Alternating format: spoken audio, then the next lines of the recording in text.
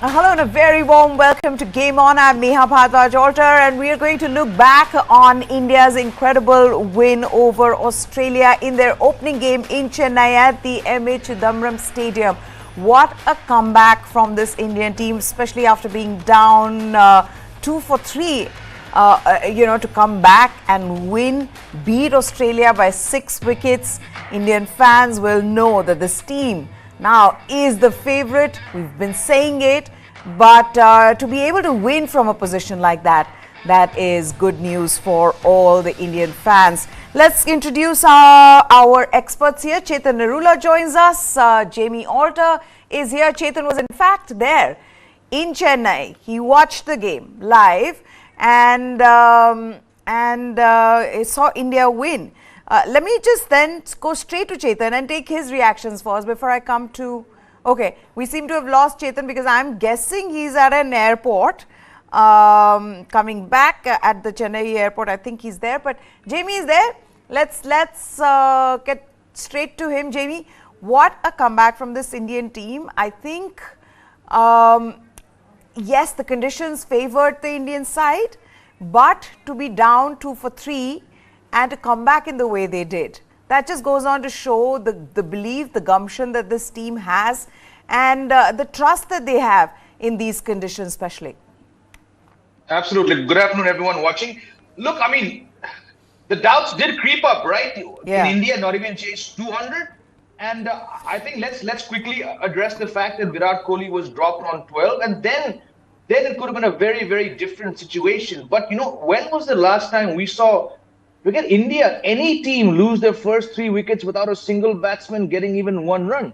Yeah. So that was a terrible start, especially Ishan Kishan's shot, Shreyas Iyer's shot, So against that backdrop, for Virat Kohli and KL Rahul to put on a partnership of 164, 165 against an Australian team which had their tails up, this was not easy conditions to bat in, It just shows the resilience which this Indian team has, to come back from all the problems, to win a match against Pakistan by a massive margin, to win a match against Sri Lanka when the chips were down, to win the Asia Cup, then with a depleted side to beat Australia. This is a team which I don't know whether we can all put our fingers on exactly why, but it's a team for which things are now falling into place.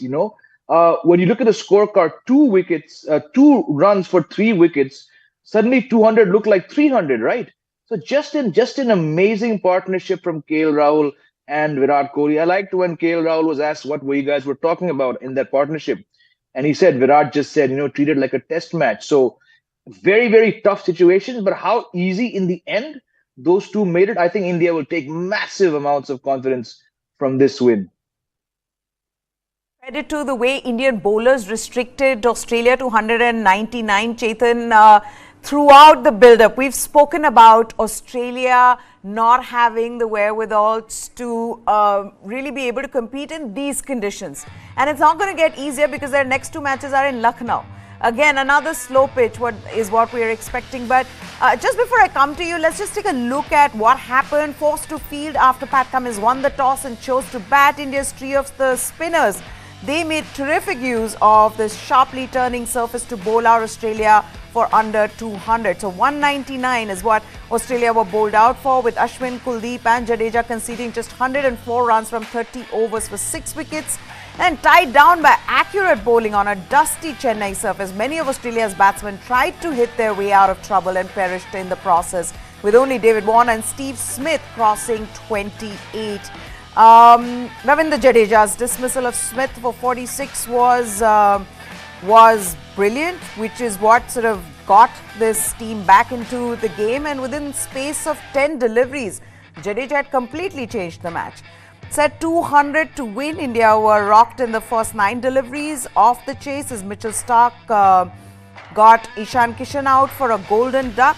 Then at 2 for 3, a target of 200 looked a long way away on that tough track. Hazelwood had removed Rohit Sharma and Shreyas Iyer in the same over also for ducks.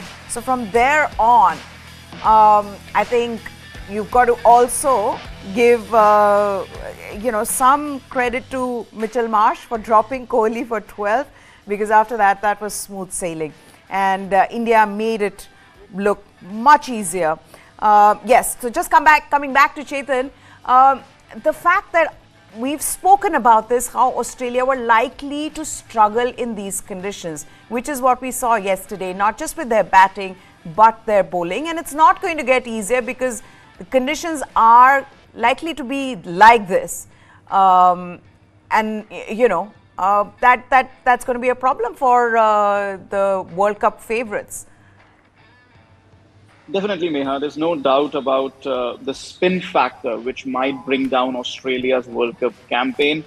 Yes, it's a little too early to be saying that their World Cup campaign might just come crashing down. But look at their batsmen.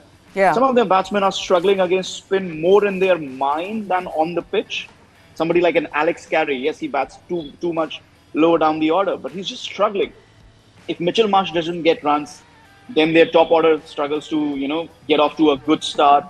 David Warner got the start that he wanted yesterday, but that was a tame return catch to Kuldeep Yadav. So, we can pick up all of these batsmen, and it was almost as if they were beaten in their minds more than they were beaten on the pitch. Fantastic deliveries from Yadav, from Ashwin, from Jadeja. Yes, all of that, yes. But it was the mental battle, which you don't say too much about Australia, that an Australian team losing a mental battle, you don't see that very, very often. And which is why the Australian fans will be worried.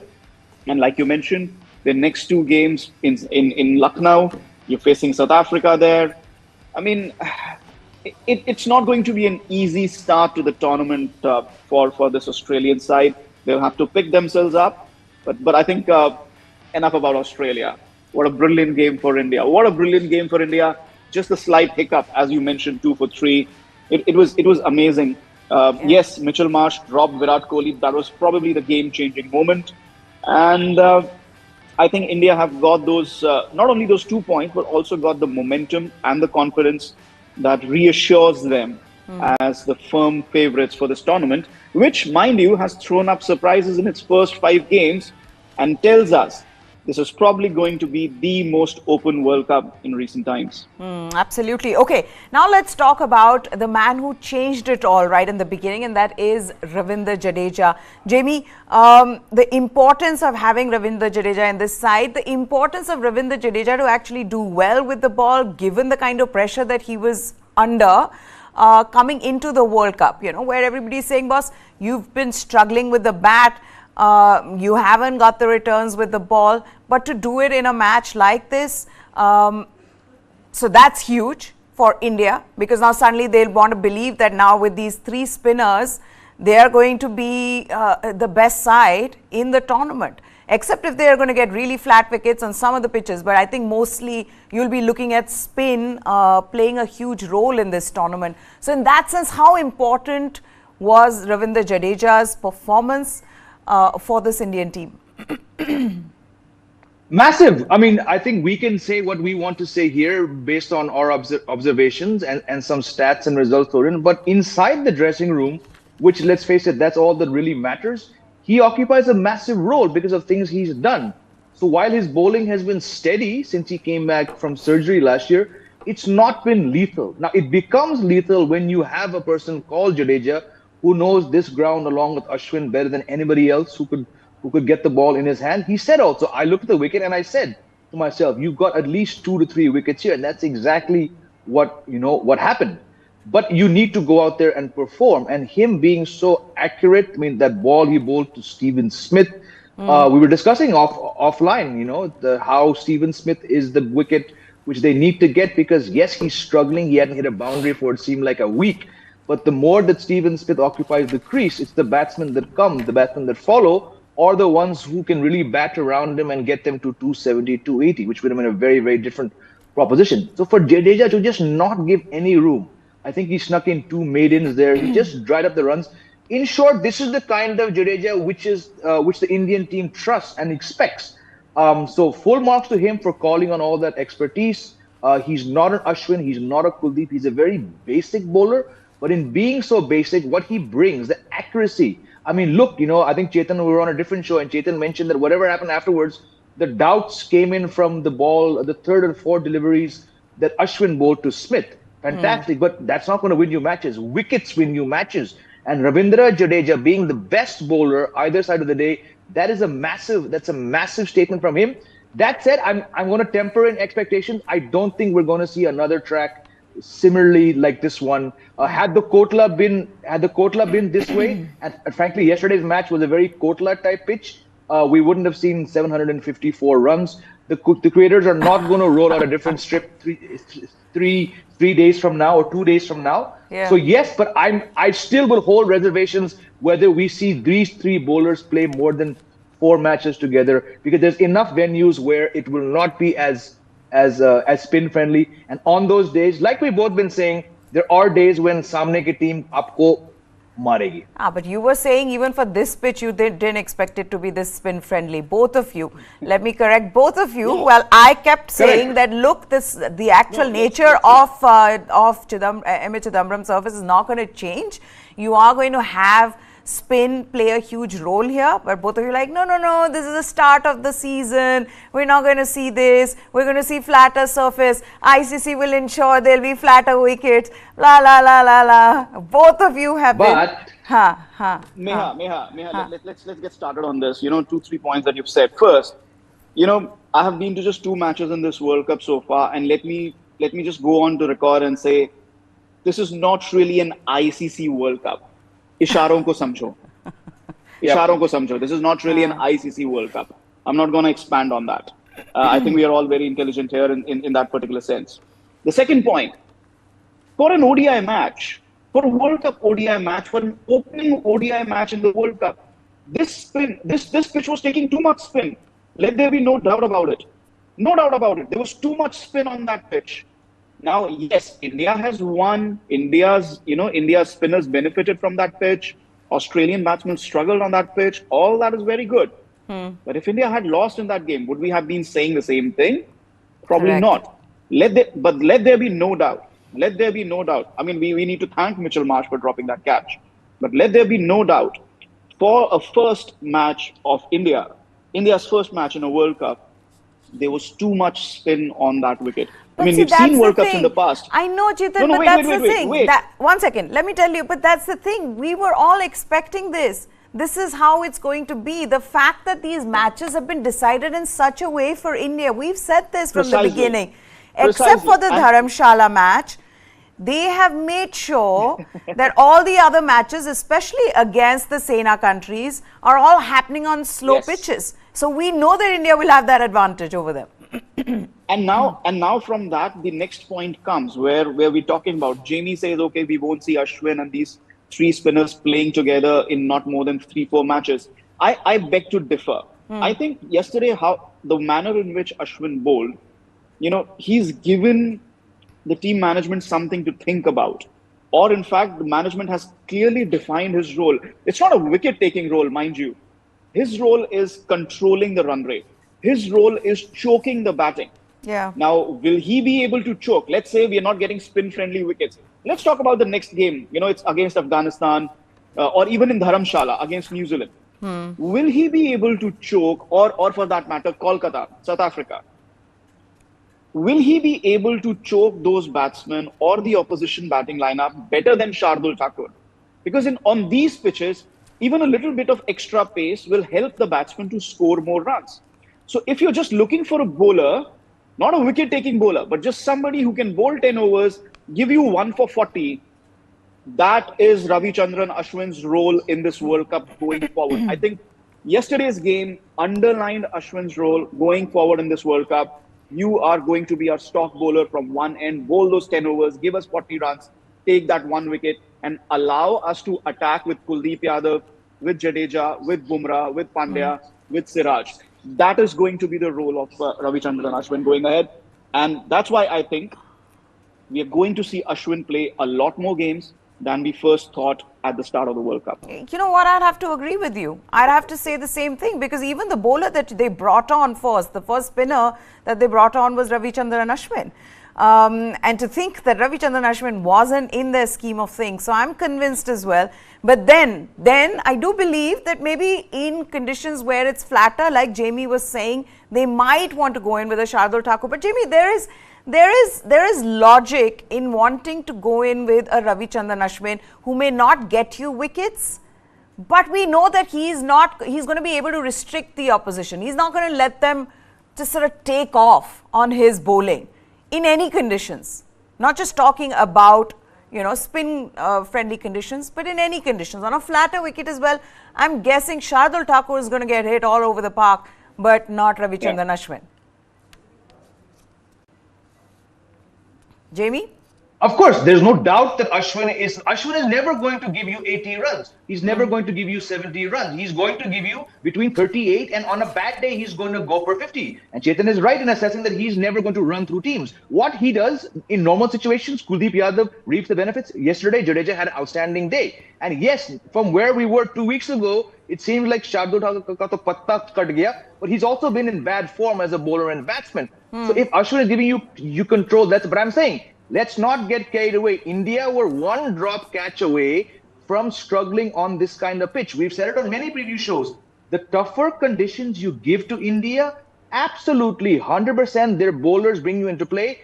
But there are enough weaknesses in this batting lineup, which is why I've been saying for 2 months now, tough, difficult turning tracks have a chance of backfire. Had Mitchell Marsh taken Kohli, lick kilo, India would not even have got to 150. So every time you play to India's bowling strengths, you need to it's a fact. You need to keep in mind. Look what happened. 1 second. Look what fact. 3 weeks ago, India nearly lost to Sri Lanka because they gave a Chennai type pitch. And right after that, they beat and they thrashed Australia just before the World Cup began. Which was a C-string Australian team. My point is, so was India. Everyone knows the tougher conditions. But those were 3 of the flattest wickets in India. Whenever you give a turning track, it is fraught with risk. Because your own batting, let's face it, is not world class. 2 for 3 top teams aspiring to win World Cups should not be 2 for 3. But I think I'm offering a note of caution. No, absolutely. And I think it's well said, because there have been times that India have found themselves in trouble on a spinning track. No doubt about it, Jamie. There's logic there. But what we've seen now in that match that India won against Australia is that they could really be in trouble, and they have the players to bring them back. And I think that's where we've got to again underline, we've done this so often, but again underline the greatness of Virat Kohli and the fact that he's able to come back in a situation like that. So he's able to absorb that pressure, Chetan and Jamie, and which I feel like is going to be key now. Because if you are going to get slower tracks, which is a possibility, then you'll see the likes of KL Rahul and Virat Kohli play a big role, and this would have given them confidence as well. But let me first just put this quote up, and then I'll come to Chetan on both KL Rahul and Virat Kohli. Let's put this quote. This is Virat Kohli's advice to KL Rahul when they were down 3. 3 batters had gone back for ducks, and this is what he said. He says, there weren't much conversations with Kohli. I'd just taken a shower and was hoping to put my feet up for half an hour after the fielding innings, but I had to come in. Virat said that I should play like test cricket for a bit, so I'm happy to play this for the team. I'm sure you heard that bit from KL Rahul, where he said that he was trying to catch his breath because he just didn't think that, right after a shower, he'll be called in, because that's how quickly Indian batters got out. But yes, play like test cricket and just sort of stick around. It will get easier. But Chetan, it's easier said than done in a high pressure game, World Cup opener, 3 batters have just gone back. I think that has to be taken into consideration when we look at both their innings and say, that was absolutely brilliant comeback from these 2 batters for India. No doubt about it, Meha. Absolutely no doubt about it. I think yesterday in the mid innings, Jamie and I were having another show, and we were talking about how Australia could put India under pressure, and the only way they could do that was reduce India to 30 for 3, and they would probably would have hoped for Virat Kohli's wicket in that as well. But they did that, 2 for 3, and then Virat Kohli had to battle it out. When I wrote my report after the match, yes, KL Rahul scored those runs. He got those 97. He got more runs than Virat Kohli, etc., etc. But for me, my report was pegged around Virat Kohli.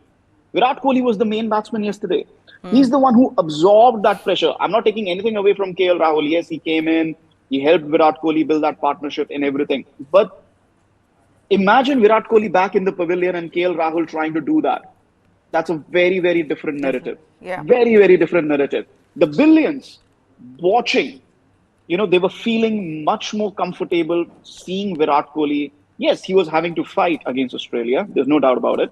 But seeing Virat Kohli there, they were still happy. Okay, you know what? We still have a chance. 2 for 3, we still have a chance as long as Virat Kohli is there. If that catch had been taken, there is no doubt in my mind India would have lost that game.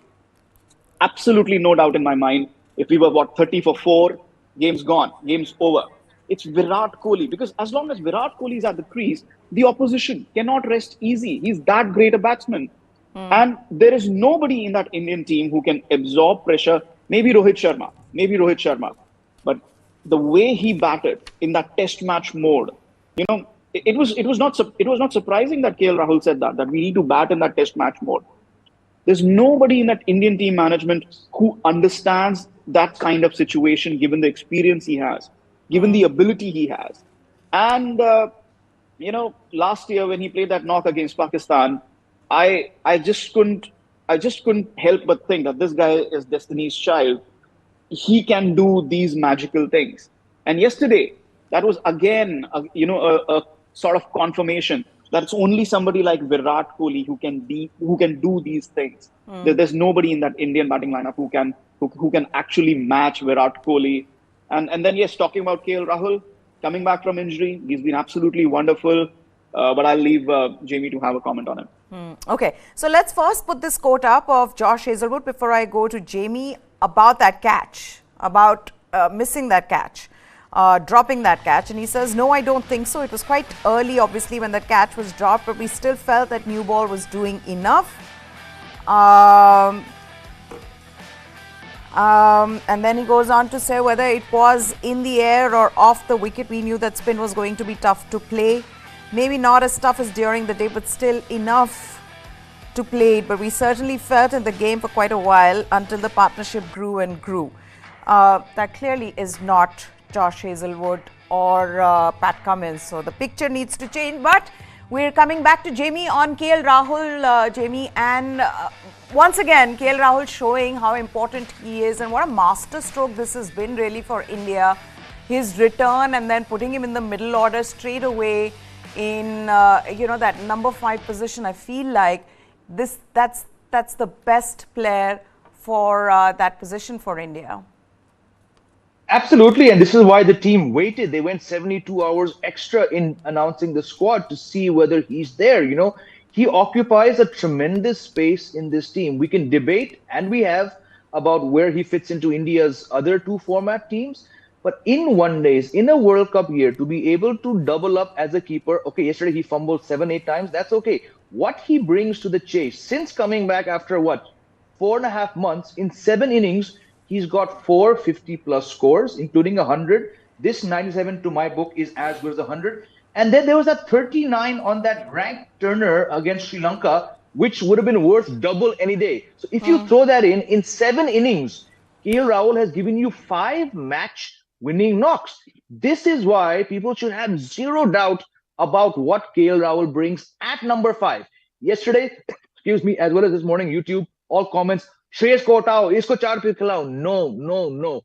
First of all, you cannot undo what Shreyas Iyer has achieved by one terrible shot. And he's number 4. Just let KL Rahul back at number 5. If you had doubts, he erased them in my mind with that match-winning 100 in partnership with who? Virat Kohli. Chetan rightly says what this man does individually is next to nobody, but also what he infuses into the guy. Batting, cricket is about pairs. A bowler needs a fielder, a bowler needs a keeper needs a bowler. Runs come from 2 guys, right? Same thing. What Virat Kohli is calling on what I hope is not his last World Cup. This is why, like Chetan said, he's Destiny's child. But he needed someone else. And hats off to KL Rahul for shutting out the noise and for doing exactly Absolutely. what Virat Kohli said. There were times when he overtook Virat Kohli, which was good to see, but sabse badi baat, he finished the job with 97 not out. He hit the winning runs. He also took a 97 not out. chance, huh? One, He also took a he chance took in a, trying to get 100. I he was did, but Huh. I'll tell you why. I'll tell you why. There's ample. Just look at the recent West Indies tour. The kind of strange batting and strange shots that Hardik Pandya was attempting. I thought, you know what? If this guy tries to be the hero again, next, I know you need 20 runs, but you're into Jadeja and then 4 bowlers, right? It was very important that KL Rahul be that guy to take the chances. We've seen this. We've all been critical, all three of us, of the kind of shots that Hardik Pandya was playing in the West Indies. Yeah. He's telling Tilak Verma, "Tu mat khel," but half the shots were dropping short of fielders. So I was slightly nervous. Margin is right there. You're on the doorstep of defeat. But if Hardik Pandya tries to be too cool here now, things could backfire. So hats off for KL Rahul. Chahe 100 ke liye, whatever it is, he needed to be knocked out. He needed to hit the winning runs. And once again, like I said, 5 match-winning innings out of 7 since coming back. We've all said if India win the World Cup, they need runs from Gill, Rohit, and Virat Kohli. But if there's one more player who's saying, hello, I'm also here, it's KL Rahul. Absolutely. Okay, this is what KL Rahul has said about the pitch. He says it wasn't a good wicket to bat on. There's a bit of help for fast bowlers early on. And then goes on to say towards the end, the Dew played a bit of a part for them. It was still too paced. It wasn't a great wicket to bat on. Neither was it too difficult. I think it was a good cricket wicket. Well, fans would like to disagree because they would have wanted more boundaries. But Rohit Sharma, post-match, was asked about those early dismissals. Let's put that quote up as well before I go back to Jamie and Chetan. He says, I was nervous. You don't want to start your innings like that. Credit to the Aussie bowlers as they bowled in good areas, but some loose shots as well. When you have that kind of target, you want to score as much as possible in the power play. But credit to Virat and KL on how they went about the chase. Jamie, I've got to ask you though about the toss because again, different views on the toss and Australia choosing to bat first. Do you think that was the right decision? That the team winning the toss should have batted there? Yes, I do. And I think, like we both saw while watching the match, the reaction on Rahul Dravid's face yesterday said it all. Oh my gosh, Australia have chosen to bat. We have to feel in this. So absolutely, I know there'll be many analysts, many fans, anyone who follows cricket will tell you there's enough merit to chasing. But I personally, I just do not see any point. You need to back your strength. And I believe India, despite Shreyas Iyengar's horrible shot, still has, to my mind, the best top 6 in this World Cup. It's very, very simple. Like I asked someone yesterday, would you rather, if given the toss in your hands, would you rather set 350 or would you rather chase 50? And yesterday, struggling at 2 for 3, which could have become 20 for 4, had Mitchell Marsh taken that catch. I have no doubt in my mind India would have wanted to bat yesterday. It's just that Ashwin put the doubts in their mind. If you are given, and again, I know you and Chetan believe that we will see more such tracks. If that happens and you do see similar tracks, there is no better 3-prong spinning attack in this tournament than Kuldeep, Ashwin, and Jadeja. It is going to make life very tough for batting teams. But I still think Australia got bogged down by the lack of boundaries. This was not the ultra competitive, single double running Australian team because India fielded very, very well. I think Mitchell Marsh's early wicket was a massive setback. And once Stephen Smith got that ball from Jadeja, then it was like Maxwell and Cameron Green just didn't know what to do. So yes, overall, in theory, it was a good toss to win. Australia have done very well in Chennai. They have a very good batting lineup. But on the day, on those conditions, next to impossible to dominate India's bowling. I think Jasprit Bumrah is not getting enough credit, and Virat Kohli, for that reflex catch. Because Sean Marsh is the one. It was not long ago. It was in this Chennai ground that he was getting runs. And he's a guy, doesn't always look convincing, but when he gets going, I mean, just imagine if he bossed the power play, for all money, he would have gotten out to Ashwin's first over. But if Mitchell Marsh had got going, it could have been 80 for no loss in 10. So full marks to Bumrah as well in yesterday's performance. Okay, let's talk about the match today. Day 5 of the World Cup sees New Zealand meet Netherlands in Hyderabad, where the Dutch lost to Pakistan a few days ago, having hammered defending champions England by 9 wickets in the World Cup opener. The Black Caps have landed in Hyderabad and they are going to be boosted by the return of one of Tim Southee and Lockie Ferguson. But Kane Williamson does not look ready for this match as yet. With Williamson on the bench, it gives another chance for Will Young to impress after he was out for a duck in the first game. And after scoring a maiden ODI century, Rachin Ravindra will get another chance at one down. For Netherlands, all-rounder Logan van Beek, he looks doubtful. He's got a sore hamstring, which would deny the Dutch a match winner on a Hyderabad pitch, which offers the prospect of plenty of runs.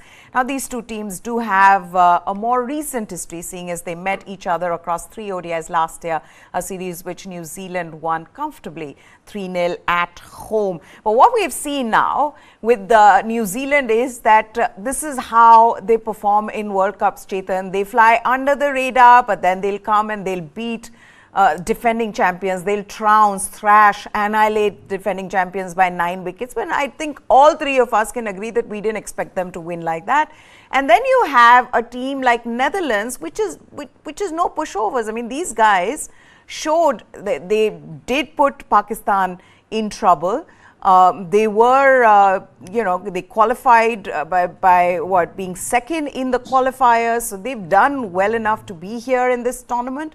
And they've looked good in the last game. I think it just also comes down to, the format itself, ODIs, to be able to sustain 50 overs. But we've seen some good bowling and good batting from Netherlands. How are you seeing today's game? I think it'll be tough for Netherlands. Let's be very honest about it. I don't think they have the batting. Yes, these are good conditions for batsmen, but I seriously don't think that they have the batting to compete with, the creme de la creme of world cricket. Teams like Australia, New Zealand, India, Pakistan, not maybe Pakistan, but South Africa.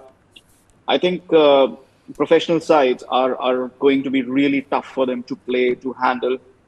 I'm not saying that they can't win. Upsets happen all the time. But a professional outfit is, in a 100-over game, is very less likely to lose to a team like Netherlands. I mean, you look at Pakistan, even they survived. If it was a 20-over game, Pakistan would have lost that game. So, and the Netherlands have also beaten South Africa in the T20 World Cup. But in a 100-over game, I think their batting is just not strong enough to put up a challenging total, or even their bowling for that matter. Because you can take 3-4 wickets very quickly, but you can't bring in total collapses where teams get bundled out and a collapse happens. I don't think Netherlands are good enough. I think I'm not saying that they don't deserve to be in this World Cup, because associate nations do need to play. But I would think Ireland or West Indies would have made a better 10th side in this World Cup. From New Zealand's perspective, easy 2 points. Get those runs in, get another thumping win. And get to the top of that points table. 4 points, with Australia and England struggling for points at the moment. That's what New Zealand must be looking for. And let me just say, with that win against England, New Zealand are not flying under the radar this time around. Yeah, absolutely. Also, Jamie will be happy to know that Netherlands have won the toss and they have they've opted to bowl first, Jamie.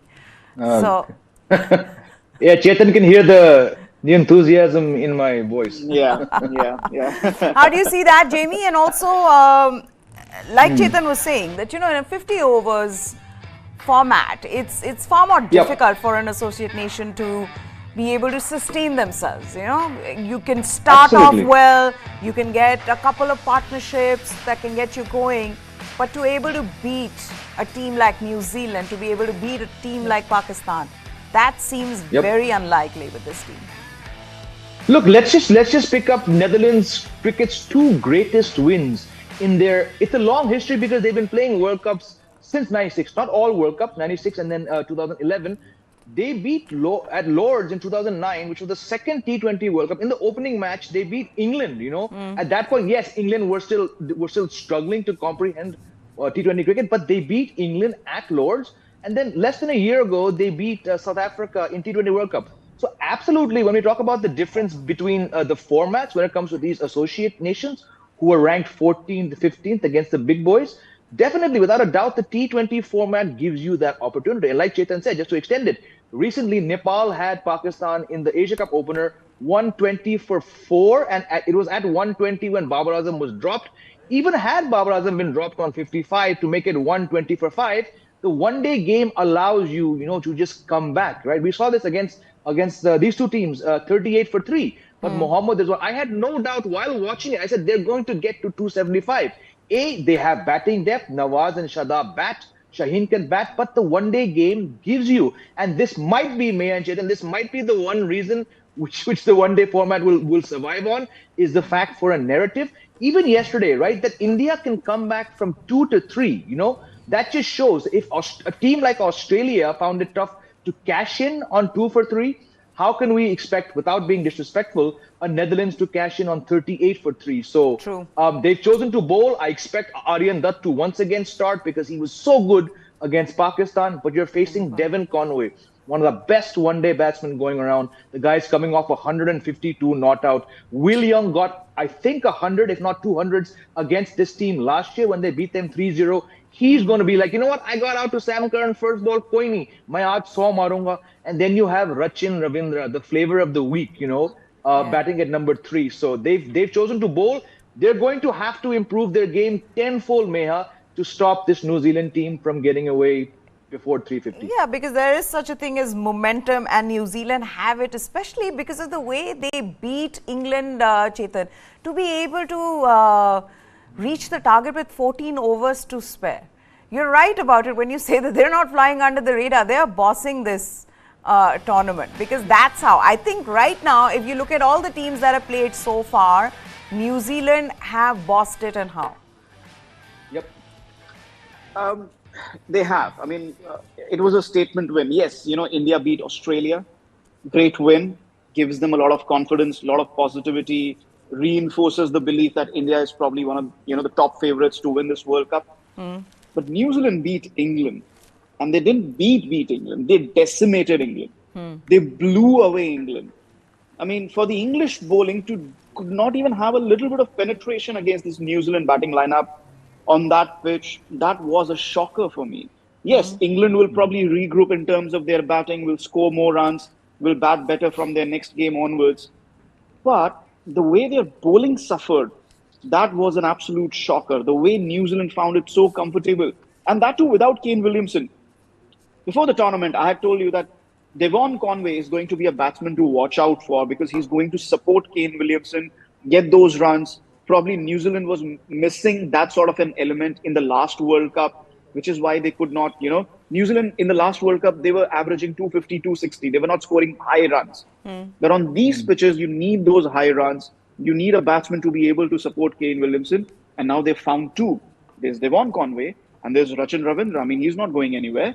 He's going to be playing even when Kane Williamson comes back. So New Zealand are looking really strong, having beaten England. I was more impressed. If I have to compare the two big wins, two big games. Yeah. India beating Australia, yes, great, impressive. But New Zealand, the way they beat England, that to me, there is no comparison. I think New Zealand are just flying higher. I think you've also got to add to the fact that, Jamie, that Lockie Ferguson wasn't playing that game. Ish Sodhi wasn't playing the game. So you had part-timers who had to bowl 20 overs. You still restricted the baseball-loving England to a 280 odd. That just adds to what they achieved, right? Exactly. And like we discussed that day, to do that without these players, right? It's outstanding. Now, like Chetan said, no team should be underestimating this team, but I'm just looking at New Zealand's fixtures, okay? They could, again, long way to go, most open World Cup, probably loading. They could be the first team in the semifinals because their next 3 matches, Netherlands, Bangladesh, Afghanistan. So by the time they meet India on the 22nd of October, they could have 8 points in the bag, while other teams may have faced either an upset or too difficult, So look at this. And once Williamson comes back, once Tim Southee comes back, once Lockie Ferguson comes back, then you're going to start seeing the real might. But given the way the fixtures are, this is the easiest chance any team has had. I'm talking about easy post beating England. Arguably the toughest match to start off with, but they thrashed that team by 9 wickets with some 82 balls left. Their next 4 matches are all against weaker ranked teams. You expect them to win. So they could be sitting at 8 points on good the point. points table. Well, so it's by design. This is looking very good for New Zealand. Okay, And so for South Africa. And for South Africa. I mean, yes, they're playing South Africa. Australia next, and they're also playing England in between, but they also have Netherlands and Bangladesh. So those are 2 pointers. So they'll be on 6 Absolutely. points, even if they lose to Australia and England. They'll be on 6 Yeah. points. So, yeah. And their net Yeah. run rate will probably be better than New Zealand's, given the batting strength they have. Yeah. Possibly. Yeah. okay, so there you have it from Hyderabad. Well, Netherlands have won the toss and they've opted to bowl first. Changes in their side. Let's put the New Zealand side. Lockie Ferguson's come back. Still, Kane Williamson's not fit, so he does not play this game. Devon Conway, Will Young. Will Young will get another opportunity after he got out for a duck in the last game. There's, of course, Rachin Ravindra at number 3. What a masterstroke that has turned out to be for New Zealand. Darren Mitchell, Tom Latham, Glenn Phillips, Mark Chapman, Mitchell Santner, Matt Henry, Lockie Ferguson and Trent Bolt. So Tim Southee is also still not fit. The other thing with Netherlands is how good Bastelide was, and sometimes you just have to look at these teams and say, yeah, some of these players just stand out and they give it their all. If they'd been playing for any other team, we don't know what they would have done, So the way he played, Jamie, and also this winning the toss and bowling first, is that something now you're going to see from all the teams? Because I think the only captain to have not done it is Australia. Otherwise, so far, you've had teams winning the toss and bowling first.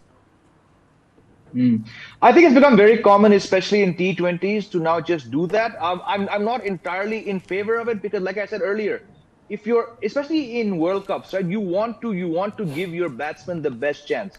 Now, granted, teams like Netherlands probably have better all-rounders and bowlers than batting. Batting for most associate teams does end up being the problem because they're not playing tough competition regularly. They're probably playing shorter formats, so the bowlers tend to do more.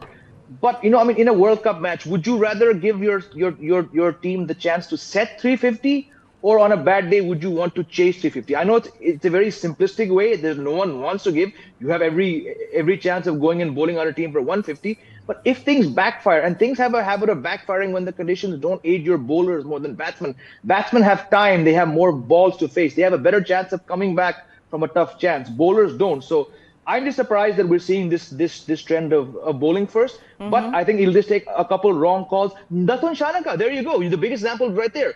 Who in the world with that depleted bowling attack chooses to field against the best middle order in the tournament? So I think we've already seen that. And if that wasn't a wake-up call, I don't think teams will need much more. Bat on regardless in tournaments. It's not a bilateral series. This is an important series. And even Netherlands, I mean, okay, that day I was shocked that Babar Azam said, "Nahi, hum to 300 se khush honge." 300? You should have been saying, "Hum 400 banayenge," right?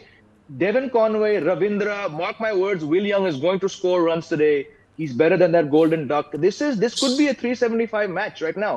And then we'll all wonder, why would you choose to field? Yeah, so all these teams just have this thing in their heads right now, Chetan, that it's just easier to bowl first. They feel like the conditions are better for bowlers, and then dew being the other thing that they feel like that's going to play a role, because why else would you see all the teams going to go in with bowling first? Undoubtedly, and I mean, by the 20th over, we were seeing dew yesterday in Chennai. By the 20th over, we saw dew in Ahmedabad as well. So dew is going to be a massive factor going ahead in the tournament. Apart from the pitches that we saw, apart from the pitch that we saw in Chennai, if we get to see more pitches like this, these are the only surfaces where teams might consider batting first.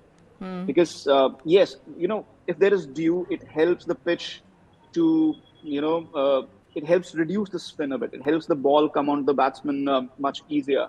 But having said that, would you want to bat second, on a pitch like that when the, scorecard is reading 280 to chase? I'm not sure. So apart from those pitches, I think this is going to start to become a trend where you win the toss and you bowl first. Batting under lights is going to be much, much easier with the dew coming on, say by the 20th, 25th over. Yeah, this is going to become a trend going forward. Okay, we've completely run out of time, guys. You want to make any predictions which are not the predictions that we all think would be what would happen, which is New Zealand beating Netherlands? Is there, you think, Chetan and Jamie, that there could be an upset at all? Is there any chance? No. The only thing we can discuss is how many New Zealand will score. I say 420. 420. It's going to be a long day. Yes. Jamie? It's going to be a long day. We've seen innings cross the 4.5-hour mark. This does look like one more. I think the result, not in doubt, a high score. I think I'm going to say that more than Devon Conway and Ravindra, Will Young's got 100 in this match. If not all three of them, but I think Will Young for sure will come back because he's got 100s against Netherlands before. Tell us a score. And he knows that once match score. Yeah. How much will New Zealand score? 380. Okay.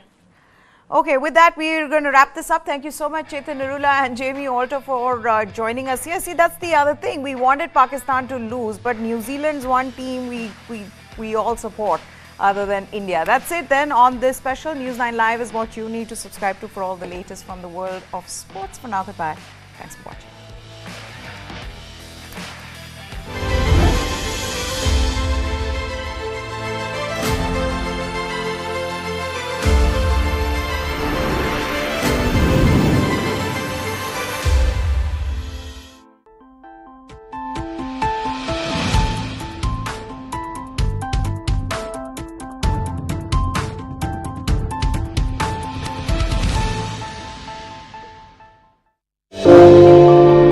They picked my husband.